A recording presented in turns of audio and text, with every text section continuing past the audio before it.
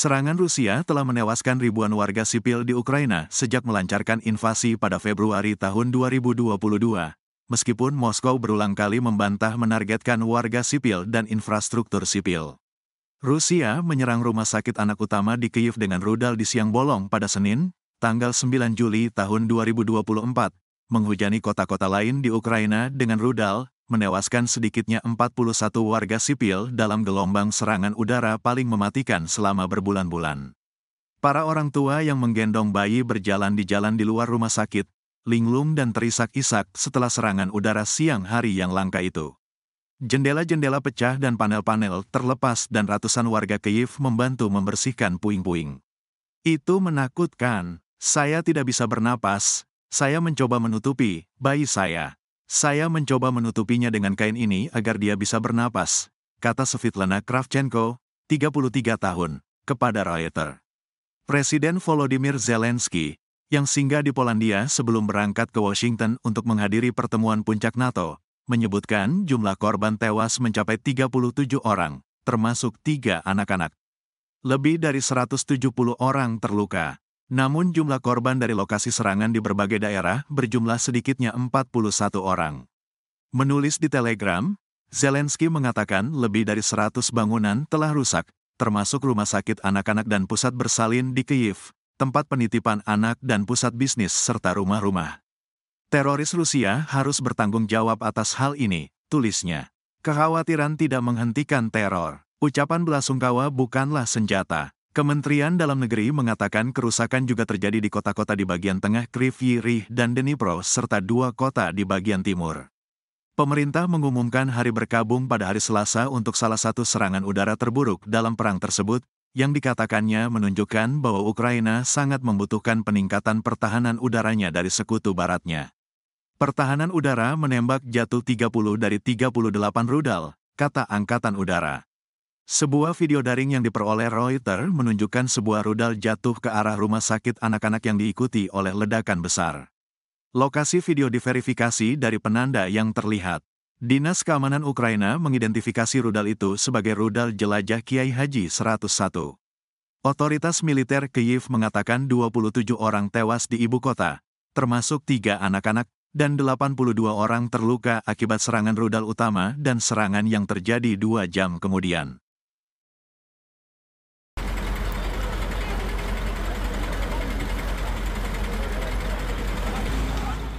Rusia kembali membombardir ibu kota Ukraina hingga porak-poranda. Terlebih serangan itu setidaknya menewaskan 36 korban.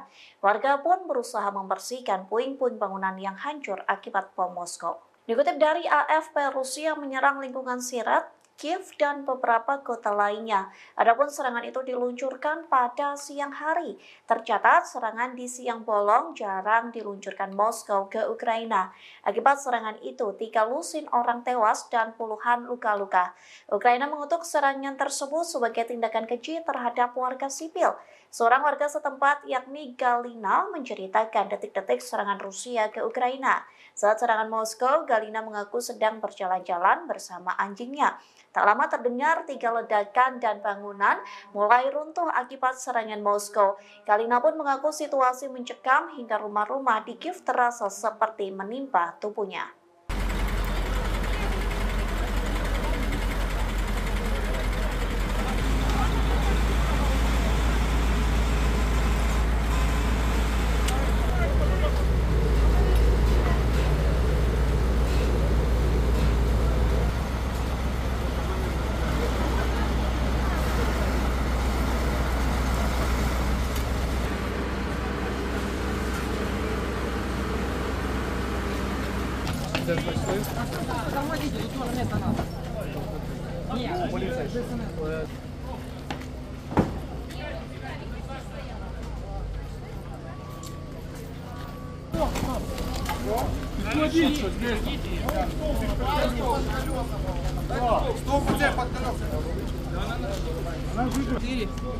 Семь девять три семь.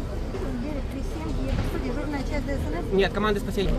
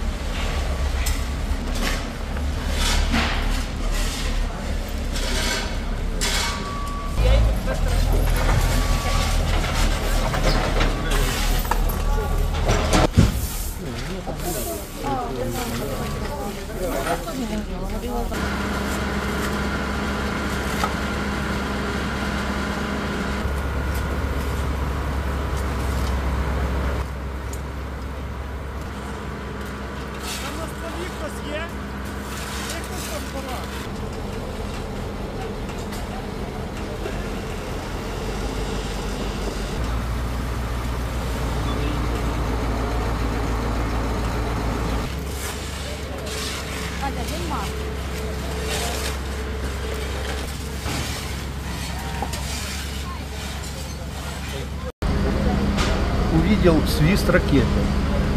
Она прилетела первая, и тут буквально через секунду вторая попала в этот дом напротив.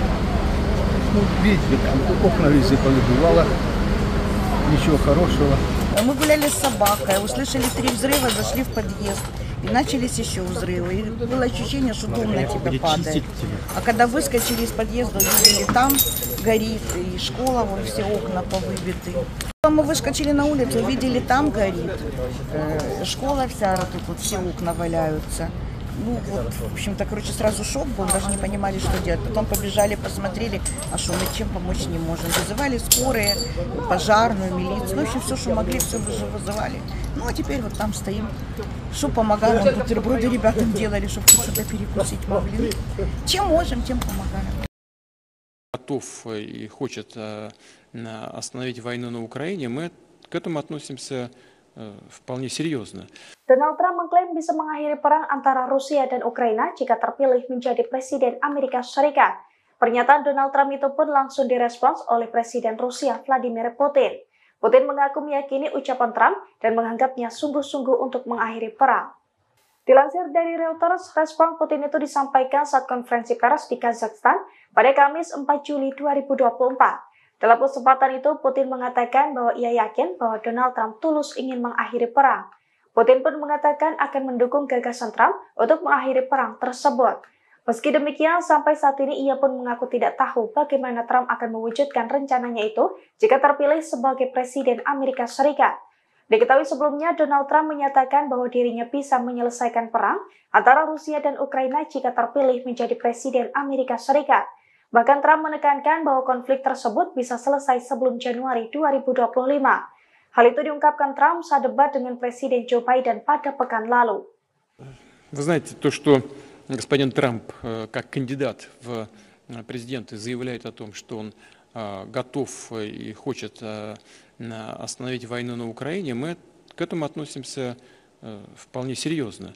Я не знаком, разумеется, с его возможными предложениями по поводу того, как он собирается это сделать. И это, конечно, ключевой вопрос. Но я не сомневаюсь, что он говорит это искренне, и мы это поддерживаем.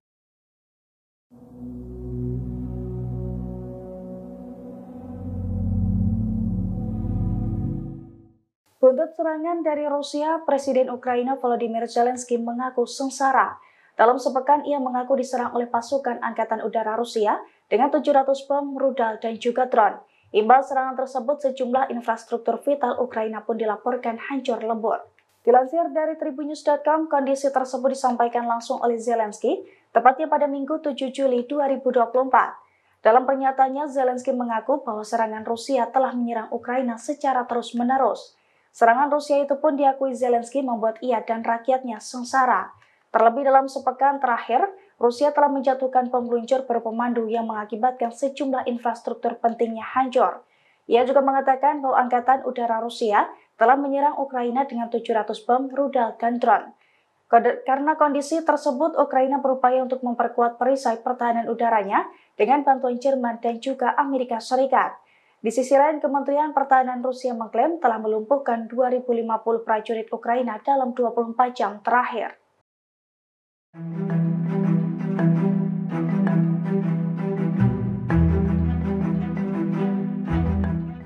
Ukraina dan Polandia telah sepakat untuk meningkatkan kerjasama keamanan pada Senin 8 Juli 2024 kemarin. Fakta perjanjian ditandatangani langsung oleh Presiden Ukraina Volodymyr Zelensky dan Perdana Menteri Polandia Donald Tusk. Salah satu isinya terkait kemungkinan Polandia menembak jatuh rudal dan drone Rusia di wilayah udara Ukraina. Zelensky mengatakan bahwa Kiev dan Warsawa akan mencari cara agar segera mewujudkan perjanjian tersebut. Sementara itu, Perdana Menteri Polandia mengonfirmasi terkait kemungkinan Polandia membantu Ukraina melawan Rusia. Namun demikian, ketentuan itu perlu dirundingkan lebih lanjut ke depannya.